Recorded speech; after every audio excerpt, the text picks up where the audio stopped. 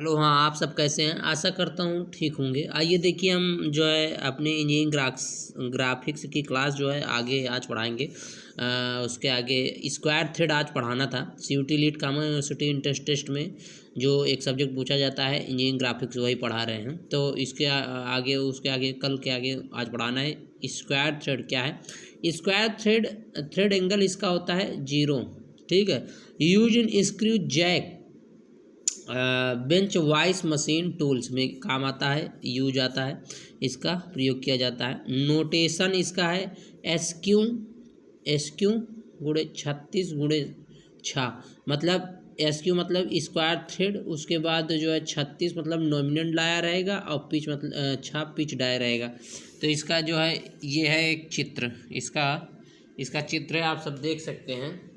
बहुत ही अच्छे तरीके से इसमें बनाया गया है चित्र।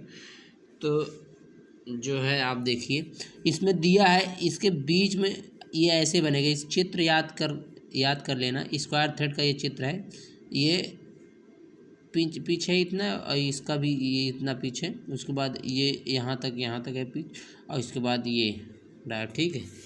आइए देखिए आगे क्या है। Water then B thread is resting sensor. उसके बाद एक्मे थ्रेड है। आइए एक्मे थ्रेड देखते हैं। थ्रेड एंगल इसका 29 है, और जो है used in lead screw of length machine में यूज किया जाता है इसका एक्मे को। और स्ट्रांगर देन स्क्वायर थ्रेड, मतलब मजबूत है ये स्क्वायर थ्रेड से। एक्मे थ्रेड ज़्यादा मजबूत है स्क्वायर थ्रेड से। आइए थ्रेड पिच, इसका पिच यहाँ से यहाँ तक रहेगा। इसका चित्र ऐसे बनेगा, आप देख लीजिए। ये एक्मे थ्रेड है, ये पूछा जाएगा तो आपको चित्र देख के बताना है इसमें क्या कैसे है। इसका डेप्थ है 0.5, यहाँ तक का इसका डेप्थ है। ये इसकी जो है थ्रेड एंगल है, ये थ्रेड एंगल इसका 29 है। 14 इसका पिच है, मतलब देख सकते हैं। आइए आगे देखते हैं। बटरस थ्रेड क्या है? थ्रेड एंगल इसका 45 है। ठीक, इसका थ्रेड एंगल 45 है, और बी शेप में होता है। ये बी शेप में होता है, याद कर लेना। हैविंग पावर ट्रांसफर में आता है। Use in track jack bench vice. ठीक है। इसका जो है फिगर ये दिया है, आप देख सकते हैं। ऐसे मतलब बी थ्रेड में रहेगा, आप देखिए बहुत अच्छे तरीके से। डेप्थ इसका है, यहाँ दिया है, ये यहाँ से यहाँ तक का इसका डेप्थ है।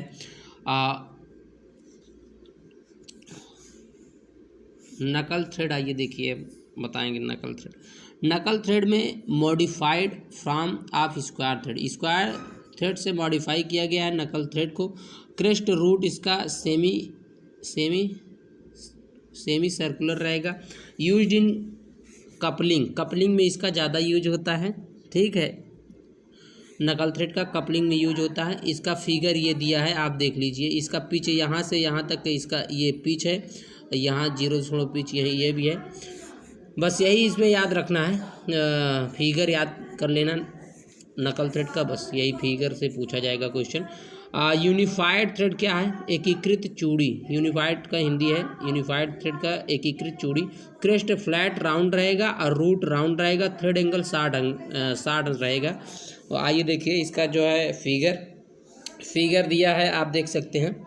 इसका ये है डेप्थ, राउंड यूनिफाइड ये है, बी शेप में ये भी दिख रहा है, और पिच यहाँ ये 60 इसका थ्रेड एंगल है। आइए देखिए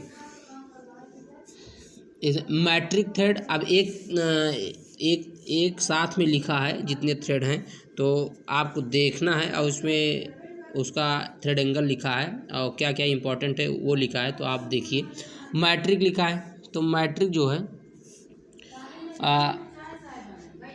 मैट्रिक का थ्रेड एंगल 60 अंश है। मैट्रिक उसमें बताया था। फ्लैट TPC है। उसके बाद स्क्वायर का चित्र ये है। स्क्वायर का फिगर इस तरह बनेगा, एक्मे का फिगर इस तरह बनेगा, बटरस का फिगर इस तरह बनेगा, और नकल का फिगर इस तरह बनेगा। तो इसको ज़रूर याद करना। ठीक है। फिगर बहुत ही इम्पोर्टेंट है, ये डायग्राम है। डायग्राम। आइए देखिए BSW का ब्रिटिश स्टैंडर्ड वाला, इसका 55 अंश थ्रेड एंगल है। उसके बाद राउंड इसका पिक्चर है। उसके बाद BA है, BA थ्रेड है, BA 47 थ्रेड एंगल है। उसके बाद BSF का 55 थ्रेड एंगल है। ANS थ्रेड का 60 थ्रेड एंगल है, 60 थ्रेड एंगल है। IS का इंडियन वाला एसोसिएशन वाला 60 अंश इसका थ्रेड एंगल है। आइए देखिए, नट बोल्ट में प्रयुक्त थ्रेड होता है V थ्रेड होता है नट बोल्ट में, ठीक है। आइए देखिए, तो नट बोल्ट हम कल की क्लास में आपको पढ़ा देते हैं। आज क्लास बड़ी हो रही है तो बस बहुत ज़्यादा क्लास आज बड़ी नहीं करेंगे। तो आइए देखिए, नट बोल्ट जो है हम आपको कल पढ़ाएंगे। आज की क्लास यहीं तक रहने देते हैं। धन्यवाद। मेरे चैनल गोपाल मिश्रा को सब्सक्राइब करिए और पढ़िए मेरे साथ। धन्यवाद।